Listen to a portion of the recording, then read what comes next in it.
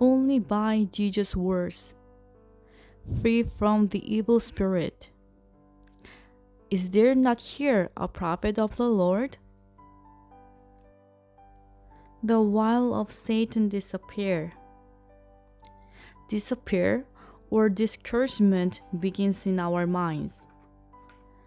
God has the mighty power to solve every problem, and there's nothing that He cannot do. So, when we have the faith to believe in God through Jesus Christ, when we put our hope in Him and depend on Him, He will solve all our problems. When we do not have the hope of Jesus in our hearts, we fall into situations which we cannot get out of by ourselves. Therefore, we surrender to the hopelessness of our situation. What the king of Israel was doing was despising God, as his parents before him had done. The king of Israel has grown up with Jezebel and Ahab, who had turned against God and slaughtered the prophets of God. He had been deprived of any source of courage to face life problems, although he perhaps did not realize it. And he also causes his captains and soldiers to fall into the same deep despair. In 2 Chronicles chapter 32, we see that Sennacherib, the king of Syria, used subtlety to overcome Israel easily. He tried to dissuade the people of Israel and of Judah from depending on the Lord. The purpose was to discourage them and cause them to fall by fear. In this situation, we see two contrasting attitudes. When the people listened to Hezekiah, king of Judah, as he encouraged them to trust the Lord, they were filled with hope. Their attitude was, "Yes, God will help us." But in the same dire situation, when they listened to Sennacherib, king of Assyria, they were filled with hopelessness, saying, "We have already lost. Let's run away. There's no reason to fight." There are many people who disappear for what they are facing because they have no hope in them. Because Jesus is not in their hearts, they give up very quickly in every trial. And because of that, they fall deeper and deeper into sin. There was a certain woman in the New Testament who had suffered from a flow of blood for 12 years.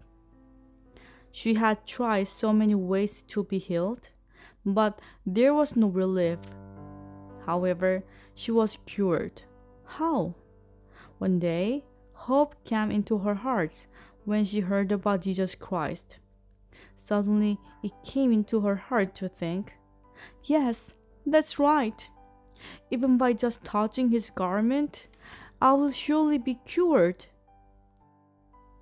She was filled with this faith. She had been to so many famous doctors and had spent all of her money, but was not healed. On the contrary, her condition grew worse and worse. In this hopeless situation, with nowhere to go and nothing to seek, she heard wonderful things about Jesus. Immediately, her hope in Jesus made her run to him, and when she touched the hem of Jesus' garment, she was cured. Satan causes our hope to fail in order to destroy the hope in our hearts.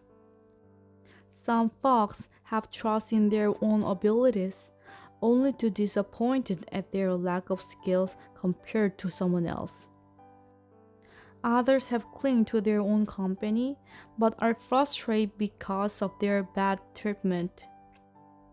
Some others have put their all hopes in their spouses, only to be disappointed by unfaithfulness and deception. This is what Satan wants for us. He wants to remove all hope completely from our hearts. We have put all our hope and desire in this world, and continually we have tasted disappointment and frustration. Because of this, we do not easily put our hope in God. We can't see God. God is invisible. How can we trust what we can't see? So we fall into hopelessness and disappear. Jesus Christ works by his mighty power in people who put their hope and faith in him. If you will hear the words of God, you will have hope towards God in your heart. On the contrary, by seeing the difficulties of any situation and listening to Satan's voice, you will surely experience frustration. Continually, God lifts our hearts through his words. But Satan, just as Sennacherib, the king of Syria, who tried to frustrate the hearts of the people in Jerusalem, wants us to fail and disappear. So we also lose our hope and faith towards God.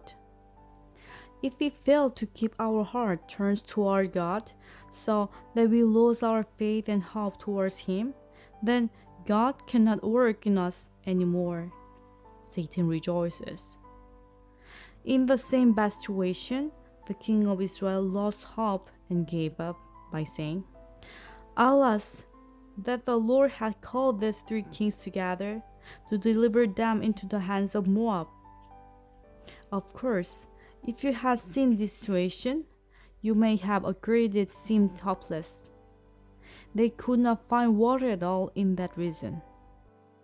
They ran out of water a week before the battle began, and because they were all exhausted by thirst, it was impossible to win the war. Whoever would see this situation surely would think that the king of Israel was right.